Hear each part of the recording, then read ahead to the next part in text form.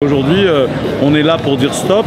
Le 49.3, c'est antidémocratique et il faudra modifier la Constitution, ou plutôt écrire une nouvelle Constitution qui sera la 6e République. Moi, je pense que c'est important de refonder la République française, de se mettre autour de la table et de décider ce qui fait sens commun et qui fait République. Quelle sera la République de demain ?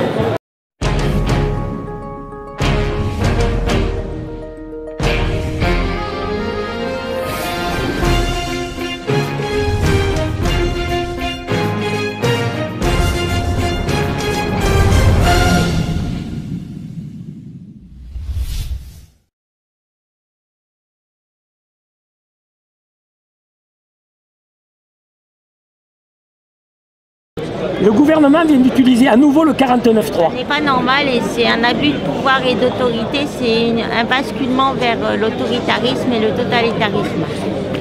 Parce que du coup, le peuple n'a plus la parole. On peut se demander à quoi sert l'Assemblée nationale maintenant.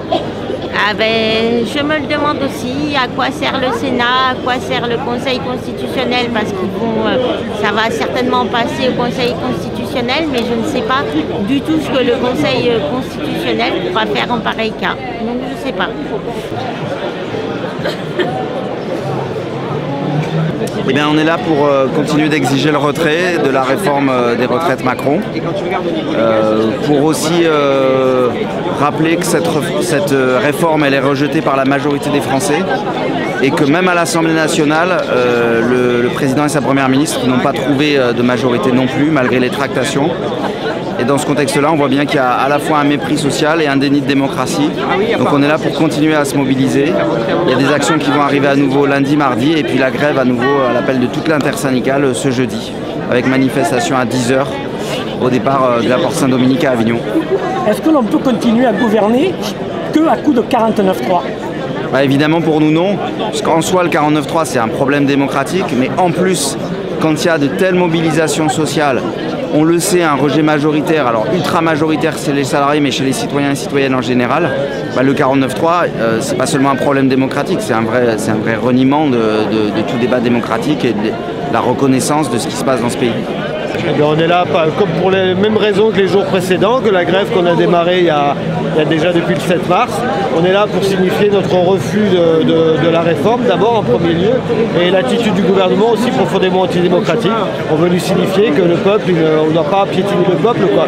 Quand il y a un désaccord aussi massif qui se manifeste par différentes manières, d'ailleurs, que ce soit autant au niveau d'une opposition politique à l'Assemblée que dans la rue et dans l'unanimité des organisations syndicales, on en tient compte, ou alors on risque de mettre le pays dans le bazar. Le 49.3 aujourd'hui, c'est quelque chose qui est prévu par la Constitution française. Donc on n'est pas dans une dictature, on est dans une démocratie. Par contre, l'abus de ce type d'article montre une fébrilité, une fragilité politique. Et quand on se sent aussi fragile, eh ben on tient compte, le mieux c'est de tenir compte de la démocratie. C'est sûrement le chemin le plus facile pour gouverner, je pense. En contre-article 49.3, on pense que l'hôpital d'Avignon va se mobiliser aussi pour défendre ce qui se passe en ce moment et surtout contre la réforme des retraites où on sait qu'on va être attaqué, les hospitaliers, on sait qu'on est fatigué, on sait qu'on est épuisé et on nous est obligé de travailler 2 ans de plus alors qu'on nous a promis la démocratie. Et un certain Macron, lorsqu'il a été élu, rappelez-vous du soir où il a été élu, il expliquait je gouvernerai autrement. Et il gouverne en force, personne n'a voté, personne n'a choisi, 80% des Français sont contre la réforme. À l'hôpital, elle va nous tuer cette réforme, en plus de tout le travail qu'on doit faire. Et ça veut dire qu'à un moment, nous on est ici parce qu'on ne veut pas que la réforme elle passe, on ira jusqu'au bout. Et s'il faut aller lutter dans la rue et bloquer le pays, on le fera. Après une crise sanitaire qui a mis, on va dire, les milieux hospitaliers en péril, c'est à nouveau un coup dur pour le milieu hospitalier, tout ça. C'est à nouveau un coup dur, et puis c'est à nouveau un coup, surtout, on nous explique qu'à 64 ans, il faut qu'on soigne des jeunes. Imaginez une infirmière qui doit chercher une veine pour piquer quelqu'un à 64 ans, alors qu'elle commence à être fatiguée, elle a mal au dos, elle a du mal à se pencher, elle commence à mal voir, à moins il faut être sérieux. L'épuisement des professionnels hospitaliers, il est patent, les gens fuient l'hôpital, ils s'en vont, donc certainement que nous on n'ira pas à 64 ans parce qu'à l'hôpital il n'y aura plus personne, mais ça veut juste dire qu'à un moment on ne sera pas capable de prendre en charge des gens, et ça, pour nous c'est dramatique, mais pour la population c'est dramatique. Et cette réforme est dramatique pour la population avant nous. La retraite à 60 ans, on s'est battu pour la gagner, on se battra pour la garder. Maître autre, après les gilets jaunes, la crise sanitaire, un nouveau problème. Le problème, c'est pas les gilets jaunes, la crise sanitaire et la retraite qui est le problème, c'est le gouvernement le problème. C'est toujours les mêmes, hein. Vous avez vu, vous avez remarqué, on a toujours le même gouvernement depuis 2017.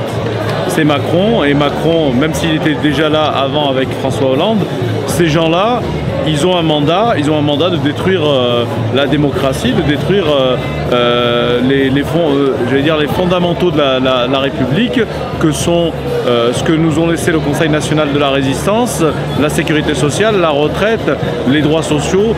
Il a déjà détruit le code du travail, et donc la destruction continue. Je pense qu'il faut dire stop, et aujourd'hui on est là pour dire stop.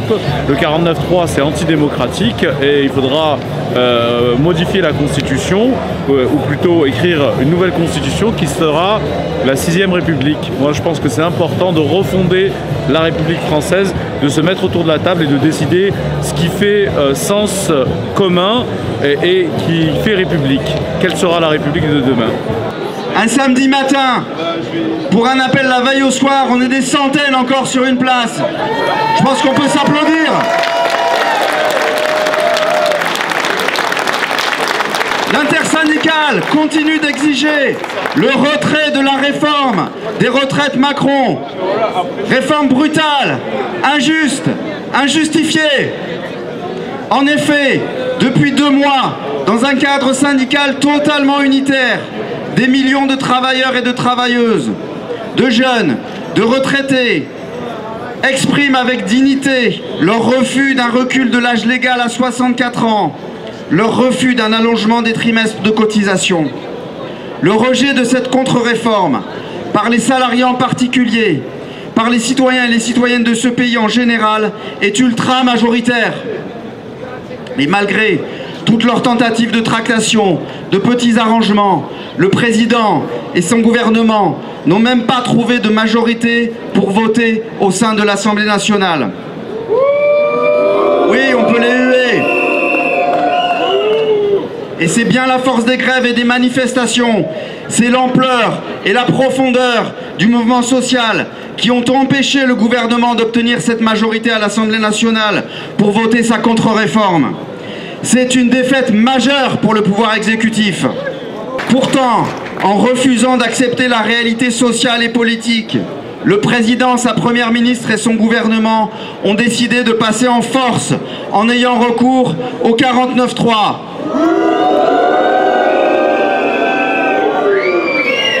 Ce passage en force institutionnel est en réalité un aveu de faiblesse, et c'est un véritable déni de démocratie. Déni de démocratie au service d'une grave régression sociale. C'est la logique même d'une politique antisociale pour sauver une réforme qui n'a plus aucun semblant de légitimité. Portée par la force du mouvement social, par le soutien de la grande majorité de la population, l'intersyndicale appelle à poursuivre et à amplifier la mobilisation lors d'une nouvelle grande journée de grève et de manifestation ce jeudi 23 mars et à travers les actions organisées localement dans les départements pour obtenir une bonne fois pour toutes le retrait pur et simple de ce projet de régression sociale.